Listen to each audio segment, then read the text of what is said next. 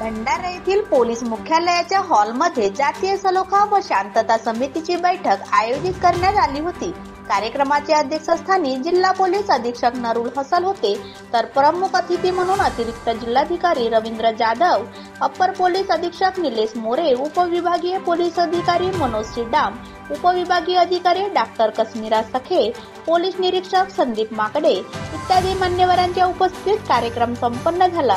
कार्यक्रमात जातीय सलोखा व शांतता समिती विषयी सामाजिक कार्यकर्ते डीजी रंगारी, रशीद कुरेशी, युवराज खोब्रागडे, युवराज उके, कल्याणी पुरे इतरही मान्यवरांच्या या ठिकाणी भाषणे झाली।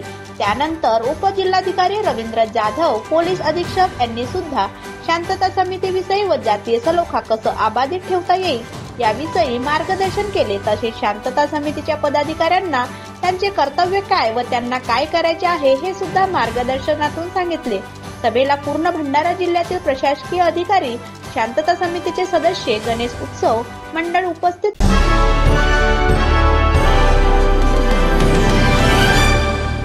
हिंदी है हम वतन है, हिंदुस्तान हमारा, हिंदुस्तान हमारा।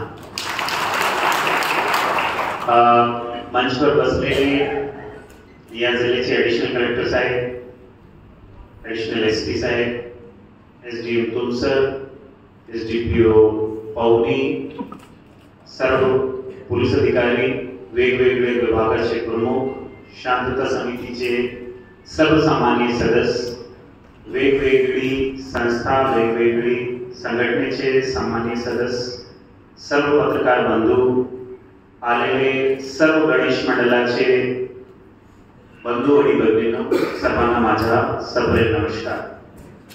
सर्वप्रथम मी या मीटिंगसाठी आलेले सर्व मान्यवरांच्या आभारी आहे की आपण इतके मोठी संख्यामध्ये आले आणि खूप चांगली सूचना दिली। आपली सगळी सूचना आम्ही नोट केलेली आहे। आता हे जिल्हास्तरीय मीटिंग आहे, यानंतर एसडीपीओ लेवलवर मीटिंग होईल, जसा एसडीएम मॅडमनी सांगितले, एसडीएम लेवलवर मीटिंग होईल, पोलीस स्टेशन स्तरावर मीटिंग होईल आणि आपली जे काही अडी अडचण आहे त्या अडी अडचणच्या निराकरण करण्याचा, समाधान करण्याचा आम्ही प्रयत्न करू। डीजे बद्दल काही लोकांनी जे सांगितलं की डीजे लोक लावतात आणि मोठ्या प्रमाणात यावर आवाज खूप मोठे राहते, डेसिबल जास्त राहते, यावर आम्ही कारवाई करू। गोपाल साहेबांनी जे 12 वाजता फटाकेचा विषय मांडला त्या विषय आम्ही नोंद केलेले आणि यावर चांगली कारवाई करू। कृत्रिम टँक बद्दल पहिल्या दिवसापासून लागला पाहिजे, जेणेकरून जे एन्व्हायरमेंटलची क्षती होते ते कमी होईल, त्या विषयावर आम्ही प्रशासनासोबत मीटिंग करून या विषयाचं समाधान काढू।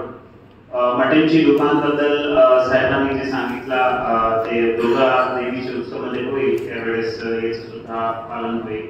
ॲडिशनल कलेक्टर साहेबांनी सिंगल विंडो सिस्टम आता आजपासून किंवा उद्यापासून सुरू होईल ते आपल्याला सांगितलं आहे, ते आम्ही सुद्धा एन्श्योर करू। ख्रिश्चन समाजाचे एक प्रतिनिधींनी सर्व धर्माचे लोकांना बोलून एक मीटिंग केली पाहिजे, बरोबर आहे, आपला सजेशन चांगला आहे। या दरम्यान पुढचे काही दिवसात जर आम्हाला वेळ मिळाली तर नक्की सर्व धर्माचे लोकांना बोलून एक चांगली मीटिंग घेऊ। मूर्तीची जी मर्यादा आहे, हाईट आहे, ते शिथिल करता येते का, ते आमच्या स्तरावर करता येणार नाही, शासनाचे स्तरावर ते होऊ शकतात। तर जसं आपण मी माझ्या भाषणाची सुरुवात आपण पहलगामची जी घटना घडली त्यातून करतो। पहलगाममध्ये काही आपले मेनलँडचे टुरिस्ट तिथे गेले होते आणि त्यांचा धर्म विचारून त्यांची हत्या केली। नंतर त्यांचा मर्डर का केला या विषयावर ज्यावेळेस चर्चा झाली तर त्यांचा मेन उद्देश होता की आपल्या देशामध्ये वेगवेगळे धर्मामध्ये कम्युनल व्हायलेन्स झाली पाहिजे।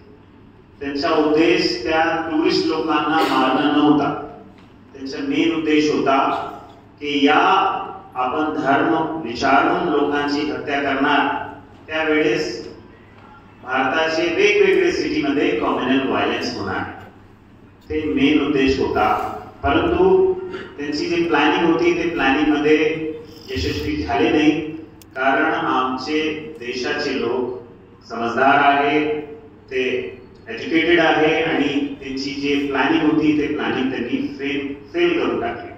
कारण त्या घटनानंतर पूर्ण देशामध्ये कोणत्याही प्रकारची कॉम्युनल व्हायलन्स झाली.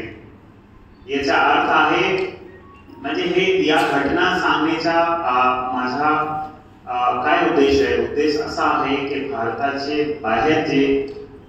भारताचे जे दुश्मन देश आहे ते नेहमी प्लॅनिंग करून राहते की आपल्या देशामध्ये अशांती झाली पाहिजे, आपल्या देशामध्ये धर्मामध्ये भांडण झाले पाहिजे, कॉम्युनल व्हायलन्स झाली पाहिजे, जेणेकरून आपण जे आज आपण डेव्हलपमेंटवर आपला लक्ष आहे, आपण 2047 पर्यंत डेव्हलप नेशन होण्याचे मार्गावर आहे आणि आपली जे इकॉनॉमिक स्ट्रेंथ आहे ते कमी होईल.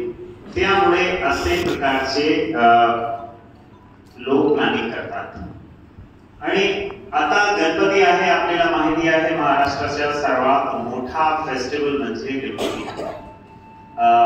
आता काही दिवस नंतर आपला पोळा आहे, ताना पोळा आहे, गणपती आहे आणि मध्ये ईद मिलाद नबी आहे आणि नंतर आपला दुर्गा उत्सव आहे. म्हणजे सण उत्सवची वेळ, सण उत्सवचा मेन जे सीझन आहे ते या दरम्यान आहे. तर सण उत्सव कॉम्युनल व्हायलन्स भडकावण्यामध्ये सण उत्सव एकदमी खूप चांगला पिरियड राहते.